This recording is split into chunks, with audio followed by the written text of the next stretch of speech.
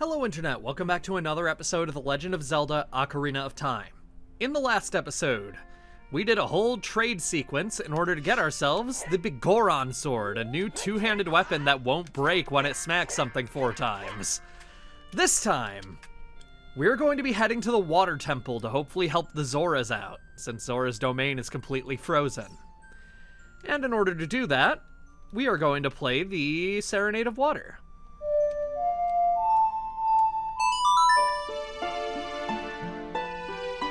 Crazy that when he plays the ocarina for these songs, it sounds like a harp.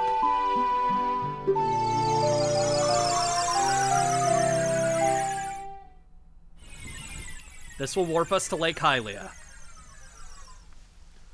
Now we can head straight to where the temple is, which obviously I know where the temple is. I'm the Let's Player here. The gays are going to attack us. We need to get to the Lakeside Laboratory first thing. We were there in the last video, so I could have done this then, but I was in the middle of something. I didn't have a lot of time to just sit around and do stuff. Within the Lakeside Laboratory, we want to jump in the water, and we don't need to have the claim check equipped anymore, even though the claim check is something you get to keep for your trouble for getting the Goron sword. We can now dive down here, and we'll ignore that for a second. Roll into this box to find that the gold Skulltulas can breathe underwater. I know a lot of spiders can live in water and, like, whatever, but that is the last thing I needed to know about these spiders. Anyway. Realistic shark. It's even realer in the 3DS version since it's modeled. I wanted to show this down here when we got the golden scale, but we couldn't move the camera. Now that we have the iron boots, we can. So, yeah. Anyway. Let's get out of here. Ooh, I also should show, we have all of the gold Skulltulas within Lon Lon Ranch, Hyrule Field, Death Mountain, Kakariko Village, the Lost Woods, Kokiri Forest. That's some progress, man.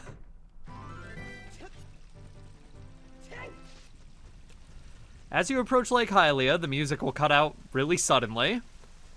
And now that we have the iron boots, we're able to walk beneath the surface of this water. And the obvious thing to do here is hit that crystal with the only weapon we're able to use underwater. It's weirdly finicky about it, though.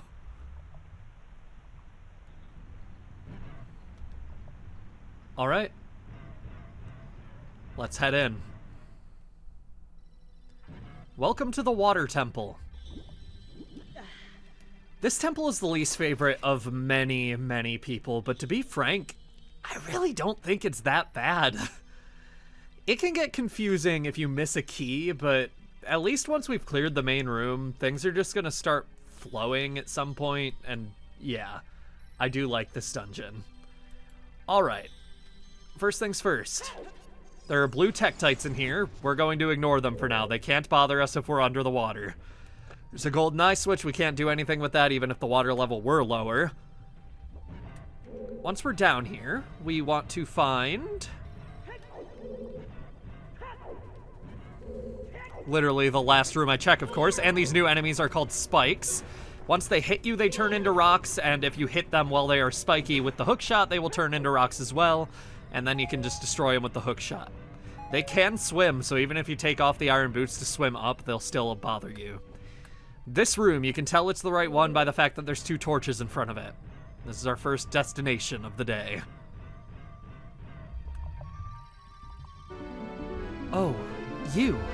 If I'm right. Link? You're Link, aren't you? It's me, your fiancé, Ruto, Princess of the Zoras. I never forgot the vows we made to each other 7 years ago. You're a terrible man to have kept me waiting for these 7 long years. But now is not the time to talk about love. I'm sure you've already seen it. Zora's domain, totally frozen.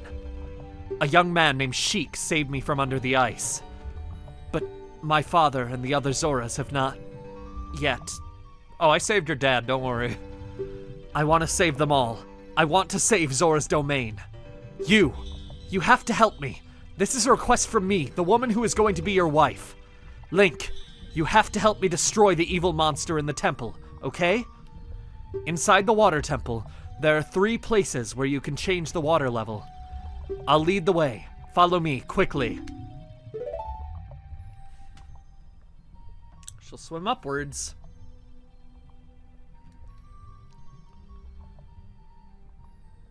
Before we go after her, I want to check something real quick. Okay, I just wanted to make sure I didn't change her accent, which I didn't. She didn't have an accent the last time I voiced her, so that's good. We're gonna swim up after her now. Thanks to this blue tunic, we don't drown. I don't know how that works. Does it, like, give Link gills? I don't know. We can swim up after her, but she's nowhere to be seen. And if we head in here, she's still nowhere to be seen. These are just spikes. We can hit them with the sword in order to make them change as long as we're seeing them on land, so that's good to know. If we can actually destroy them, that'd be nice. They drop bombs, because they're ready and mom spaghetti and all that. Which is good, because we are going to need a few bombs in this dungeon, even though we definitely aren't running low enough that it's a real threat that we wouldn't have any. And we can open this chest.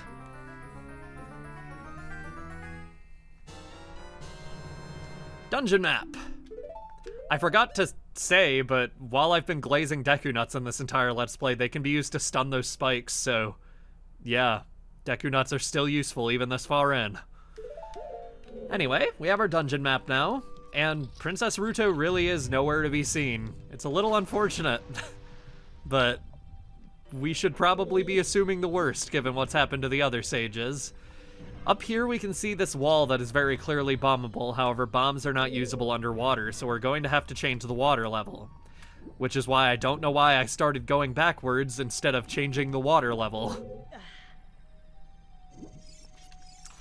Up here, we want to stand directly in front of this. Trust me, it's so finicky with the Ocarina, you just want to be as close to it as you can be. And play Zelda's Lullaby because it's a Triforce symbol.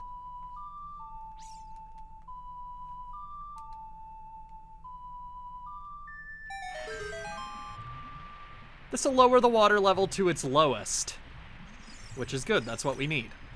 I should mention that Ocarina of Time 3D made it a lot more obvious that this is a room where you can change the water level by having green lights around the door out there. And it does that with all the other areas in the temple where you can change the water level as well. So, yeah, Ocarina of Time 3D is a little nicer in that way, just a little guidance so you know where you're going. We could shoot that with an arrow, but I did that the last time. I'm using Din's Fire this time. That was a good yell, Link. That'll open this door. And inside, new enemy. Shellblade. Its internal muscle is its weak point. Keep targeting it. Get close, and eventually it'll open its mouth. And the Bigoron sword went so far down there that I couldn't actually hit it. And okay, I get it, man. You want me to use the hook shot? I will use the hook shot. No, wait. Actually, Din's Fire kills these guys instantly.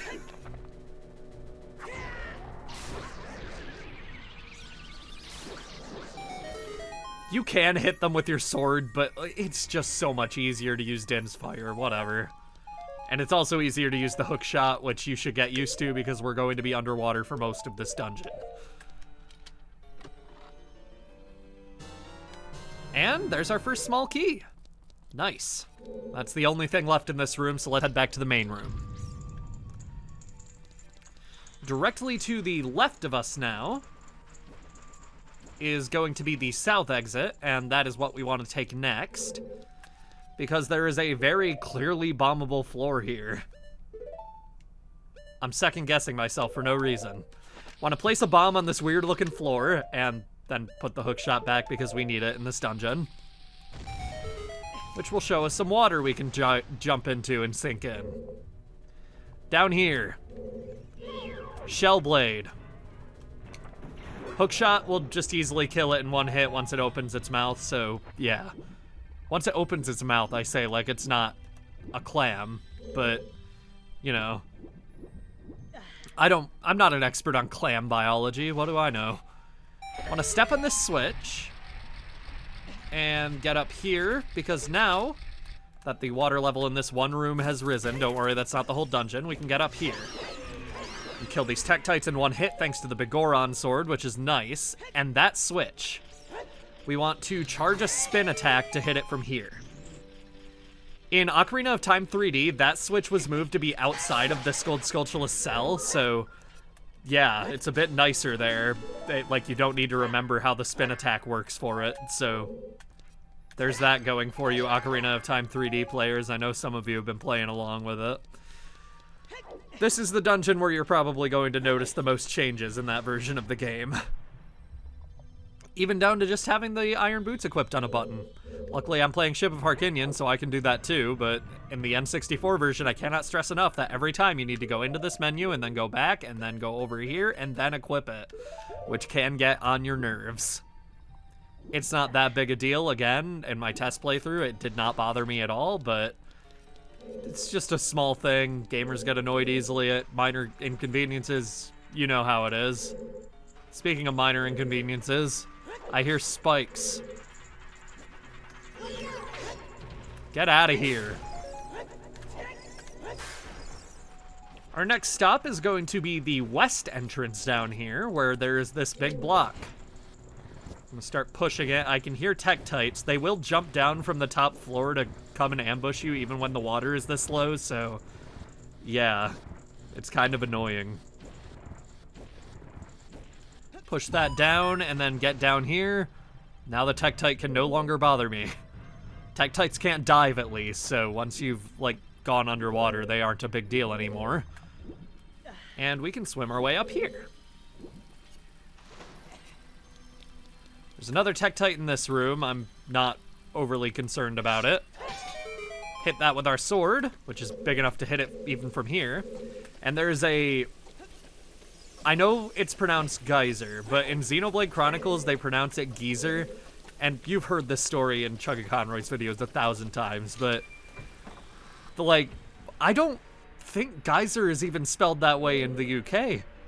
I just don't think that. I mean, I'm sure maybe it is, but I want to believe better of my British brothers and sisters and other friends and all that, you know? I just want to believe better in them.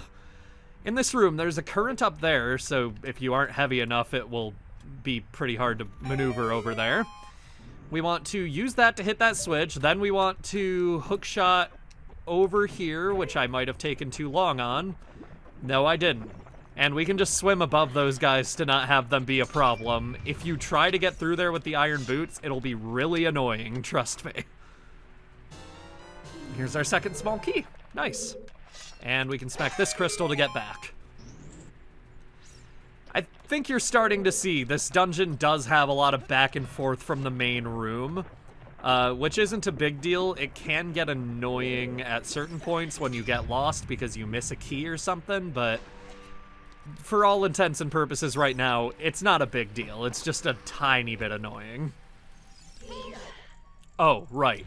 So, on the way back, you need to use the hook shot to get out of the water because the water isn't high enough for you to just swim up. That's stupid and annoying. What are the Zoras supposed to do? Do a dolphin jump, I guess. They can do that according to the next game in this series. Alright. We have small keys. Now we just need to do something with them. Next time on The Legend of Zelda Ocarina of Time, we're going to be heading into this room in the central pillar. In the 3DS version, this would have lights, so you know what's in here.